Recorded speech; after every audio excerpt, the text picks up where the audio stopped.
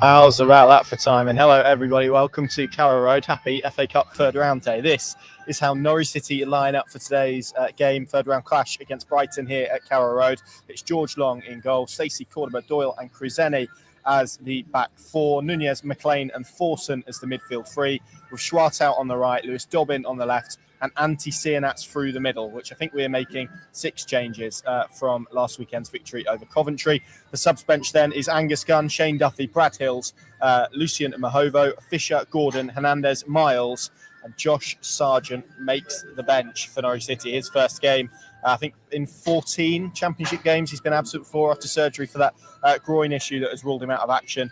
But yeah, probably a little bit of a stronger team than we were expecting here this afternoon for Norwich. Just to run through it again for you, Long in goal. You can see it scrolling across the bottom of your screen now. Long in goal, Stacey, Cordoba, Doyle, and Crizeni, the back four. Nunez, McLean, and that match winner Forson gets a go in midfield with Schwartz out and Dobbin on either flank. Cianats through the middle. Gunn, Duffy, Hills, Mahovo, Fisher, Gordon, Hernandez, Miles, and Josh Sargent make the bench for Norwich City. So that is how we are looking. Just maybe see where you're at, Paddy. Are you in a position? Yep. A little bit stronger than you were expecting. What do you make of that Norwich City 11? Not really, no, mate. No, me and Adam and Sam, did the preview/window watch Thursday. We bookended it a little bit with where he might go with Brighton. I thought he'd go 5 or 6 of the players who were featured last week, and I think that's where he's at. Looking down the list, Crizeni, McLean, Nunez, Cernach and Doyle, they all started against Coventry. So, yeah, I'm not that surprised, really, because they have that momentum now, 10 in 12. They're getting a few players back, principally Josh Sargent. So don't jack it off, Why not try and go reasonably strong? And obviously Brighton have made changes, but still a Premier League grade squad. So if they'd have gone too watered down, I would fear it would be a bit of a one-sided affair. Whereas now I'm looking at that, particularly in the midfield areas, and, because as Hersler, the Brighton boss, said at his presser, the way that Norwich manipulate the ball, he actually picked out McLean and he picked out Doyle as well. So that deep build-up phases, the fact that they're in the side today, that should enable Norwich to still try and reach a level that we've seen recently here at Carrow Road particularly. So, no, not. I didn't think it would be the sort of 7, 8, 9 changes spectrum, just because they don't really need to do that now. They're building something nicely into the rest of the season, and they've got Sheffield and Leeds just round the corner. Why go really weak today and get hammered? Might still happen, of course. Brighton are a Premier League grade outfit, but don't stack the cards completely in Brighton's favour. So yeah, no, I'm very happy to see that. With, as I say, a certain US forward on the bench, and that could hopefully be the big takeaway from today, irrespective of the result. Get him on the pitch, get him some minutes, and by all accounts, you spoke to Yanis yesterday. He looks like he's had a good week's training and he looks pretty fit, but he does need to add that sharpness, and today could be the start of that process. Yeah, it sounds like we're probably talking very, very small amount of minutes today. I mean, Yanis sort of threw in 15 minutes yesterday, but even his presence and his return, particularly given obviously the Borja Sainz blow that Norwich City got yesterday, it's very much welcome to see Josh Sargent back in Norwich City's matchday squad, and hopefully we'll see him on the pitch at some stage, depending on how the game goes. Cianats, I think in the last couple of weeks we've probably agreed that he's looked a little bit tired. So are you surprised that he leads the line today? There is a full week, I guess, since that Coventry game. No, that is a surprise. He looked very weary to me over the festive period. But the reality is, if it's not him and Sargent isn't ready to start, which he isn't, where you going? You're going on El Hernandez. So, I can see why he's maybe gone with Cernach today, with probably the proviso that I don't see him going long into this game. So, with Sargent, with Hernandez, you can actually dip it back out again. And as you say, they have had a week to build into this. So it probably is the first respite post-festive period they've had. And hopefully we see the benefit with him today, because he did look very weary. He wasn't the only one, but yeah, he was just off it, wasn't he, in terms of his general play, what he was trying to do, the platform he was trying to give Norwich, getting down the channels, occupying centre-backs. None of that really worked, I didn't think, against Coventry. And so, yeah, that is a slight surprise. But when you look at the available options that are ready to go, maybe not. Yeah, indeed. Shout if I'm missing any other names, but no Marcondes in the Norwich matchday squad. So complete rest from him. I'm trying to think of other names that I cannot see in there. I'm sure there are others, and I'm sure people will tell us in due course if there's any we missed. But Grant Hanley, yeah, of course, still not in, although he did have that fitness issue, didn't he? Although it didn't necessarily indicate yesterday that was the case. So no Hanley, no Marcondes. Probably makes sense, doesn't it, with Marcondes, really, given the amount of football that he's played since joining Norwich City. There's no point pushing these players, particularly with the lack of midfield options that Norwich have at the moment. Obviously, Forsyth not quite ready for this game, even though he was earmarked for it. Jakob Sorensen's still out injured. Liam Gibbs still out injured. They're looking a little bit thin in the ground in those central midfield areas now. Yeah, and I mean, that does make sense. Obviously, no Slimani now for the foreseeable, maybe another 3 weeks with ankle ligaments. So, in that context, you've gone Nunes, you've gone McLean, but you can see in both those instances, McLean missed 8 games through suspension. He needs games. He needs game time. He certainly isn't one who's got too many miles on the clock. And likewise, Nunes had prolonged period out with those hamstring-related issues. So, of those two and Marcondes, it does make a lot of sense, given that Marcondes was, no pre-season, came in, and then had to play a lot of games, probably ahead of where he was fitness-wise, to give him a breather today. Yeah, that makes perfect sense. Yeah, just to run through the bench for a couple of those asking. Norwich's substitutes today: Gunn, Duffy, Sargent, Gordon, Hernandez, Fisher, Hills, Miles and Mahovo. So a very young Norwich City bench this afternoon. Can we get the Brighton team, Adam? We can. This is how Brighton line up. I think there's 6 changes for them, which we'll run you through in just a second when it comes up. There we go. They line up with Steele in goal, Veltman, Van Hecker, Webster, former Ipswich Town defender, and Estepinian as their back four.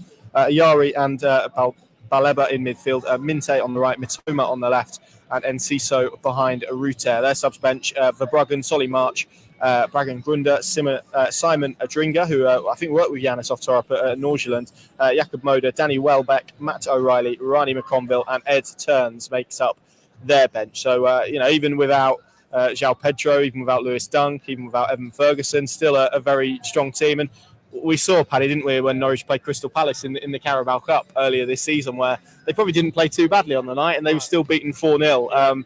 Those are the levels that Norwich City have got to try and bridge this afternoon. That is true. Yeah, I mean, there was a lot to admire in their general play that night. But it was just that cutting edge wasn't there, which, in both boxes, probably, to be fair. Yeah, and the other end as well. Yeah, they were ruthlessly punished. Mateta was good that night, wasn't he? Eze, I think, was pretty good that night as well. But, that's the quality of player that the Palace had on the field. I mean, Jorginho, we obviously know him pretty recently from Leeds. I mean, he was a very good player at this level for Leeds. So, I mean, if he's your reserve player at the Lions, really, what they've got to go with. Got to confess, I don't. Now Norwich aren't in it. I'm not a huge consumer of Premier League football, so I couldn't really wax lyrical about a lot of these names on that starting 11 lineup. But they are a very well-established Premier League club now. I know they haven't won in the last 8, but they've drawn 6 of those 8, so that skewers it a little bit for me. And prior to that, under Hersler, the new boss who came in the summer, they had a really fast start. And of course, the most recent result they drew with Arsenal, didn't they? So, this is a serious Premier League outfit now, seasoned Premier League outfit, and whoever they line up with today, is going to be probably an upgrade in terms of most of what Norwich have faced in the Championship, bar maybe with the 1 or 2 top sides going for promotion.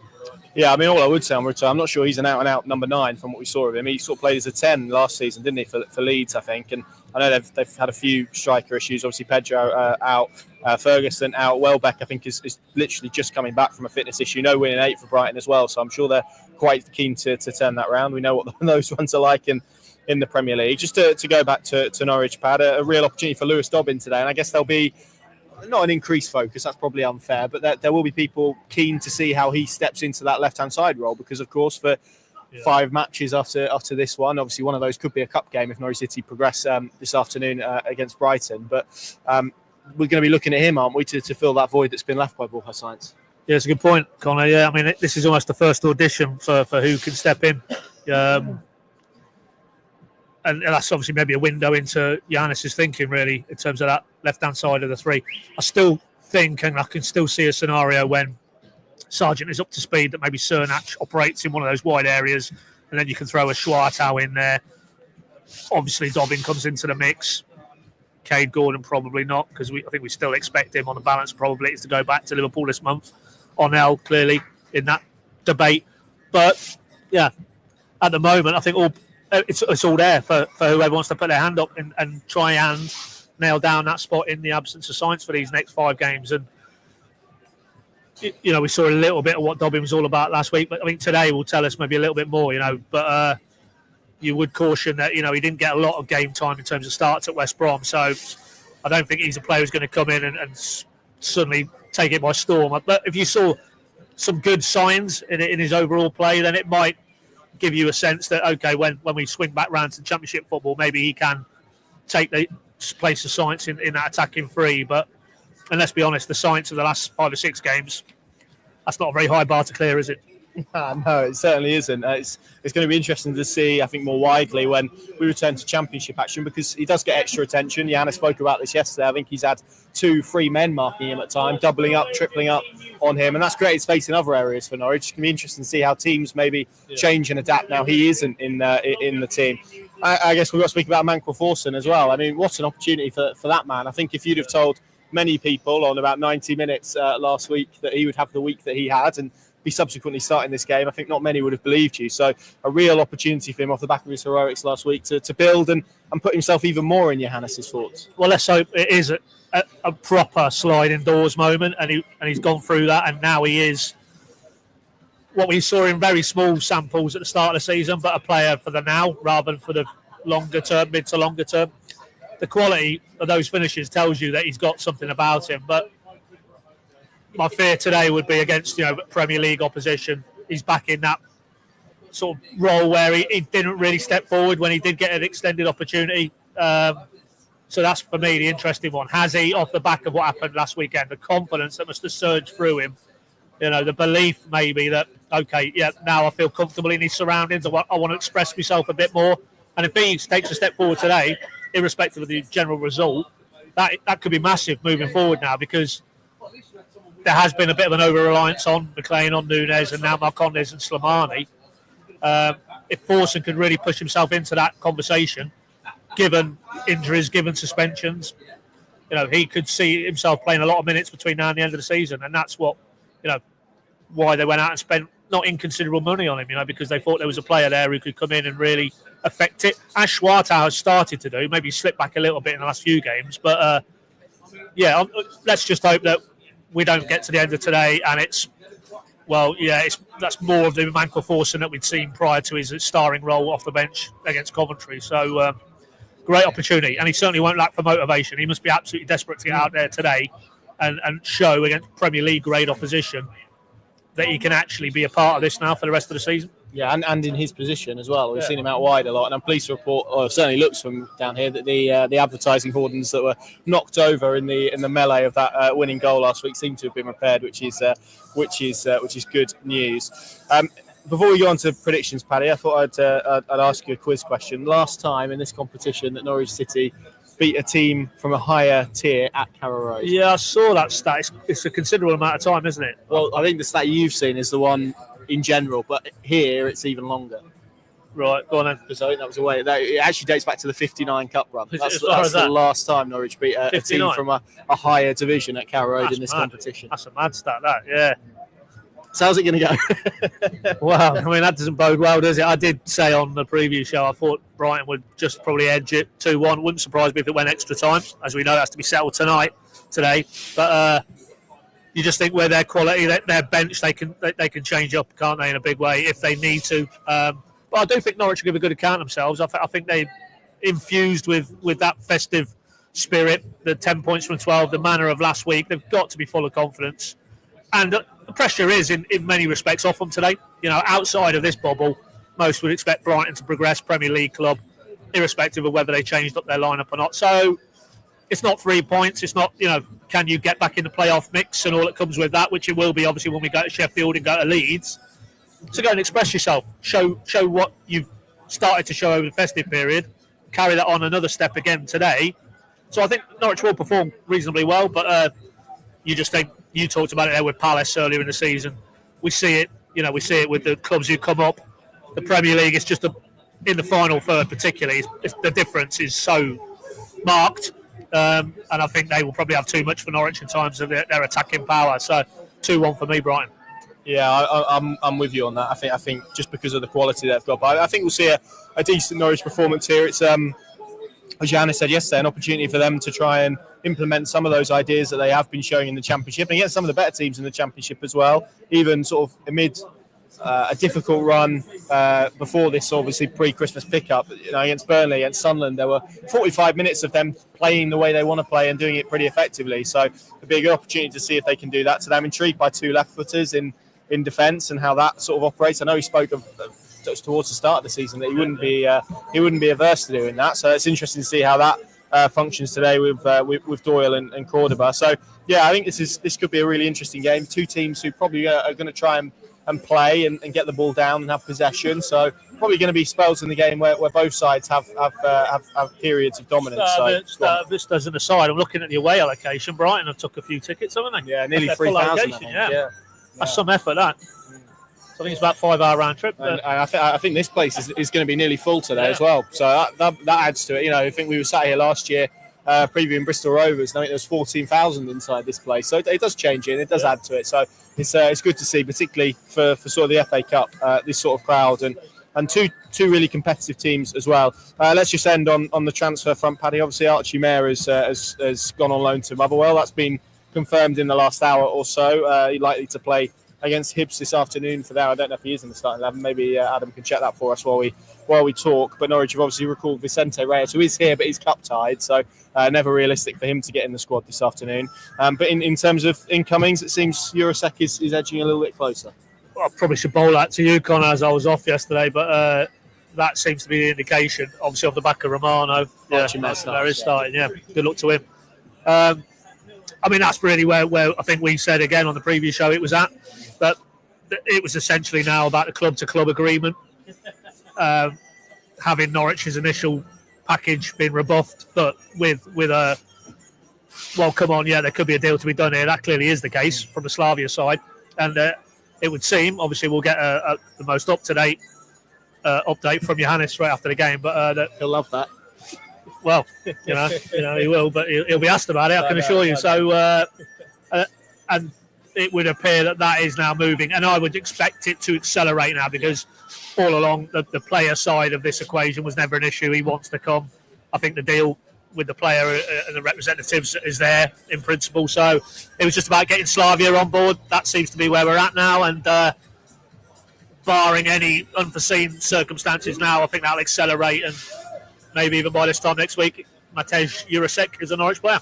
Yeah, which would be good news. €7 million package. I think that includes sort of add-ons and bonuses and all that sort of thing. So, by Norwich standards, a considerable sum of money. But I think Johannes has spoken not necessarily about him, but about that right wing position and how they maybe wanted someone who could have 6 months to adapt and then almost be ready to go next season. And look, he's clearly a talent, the amount of football that he's played European-wise and domestically, even if that's sort of fallen off in the last couple of years. Yeah, it's always hard to benchmark, isn't it? Particularly when it's the Championship you're coming into. It's not even the Premier League, because we know what a patchwork quilt of opponents and challenges and teams and the relentless nature of the schedule as well. All of those things, which if you sort of draw a parallel with Cernach, has come in for even a little bit more in his case. Again, potential. Again, similar area of the pitch as well. And he hasn't really, you wouldn't say, hit the ground running. Yes, we've seen glimpses, but not probably anything to justify that outlay yet. This guy might be in the same bracket, which is maybe why they're time framing it with, just get him in the building, let him adapt the rest of the season, and then we'll see how he goes. But that said, if you're playing European competition, he's a full Czech international. He was with his country at the Euros last summer. So that's the calibre of player they're bringing in. He's lost his way a little bit, but, Slavia are the best team in that country, well clear at the top of their league. So it's probably hot competition to get in their 11 week in, week out. But you would think coming down to the Championship, he certainly should have more than enough. And you would hope, subject to the deal going through, that's an exciting addition. And of course, if it is done in relatively quick order, that does flow into the science equation then. That's another body in the top end of the pitch. So, let's not discount that might have been what has concentrated the minds in terms of the Norwich side of this as well, that once they knew Borja's going to be out for effectively all of January, they need to bring in a body, and they look like they have done. So, it's exciting. Again, it's a commitment, and it shows your fan base that scale of outlay, which has obviously been, green lighted from Atanasio and his group that they are serious about what they keep saying, which is building something here sustainable with young players, talent that has to be moulded, and that's where Johannes and his coaching staff come in. And if they get it right, we're on an exciting journey. Absolutely. That seems like a nice place to leave it then. Thank you all very much for watching. We'll bring you obviously any updates from Johannes post-game on that, and of course all your usual coverage, analysis and reaction will be available at pinkin.com. Let's hope Norwich City can get themselves in the hat for the fourth round. Whatever happens, it will be decided today. We could potentially have extra time and penalties, so let's see how it all unfolds. Thanks for watching. See you soon.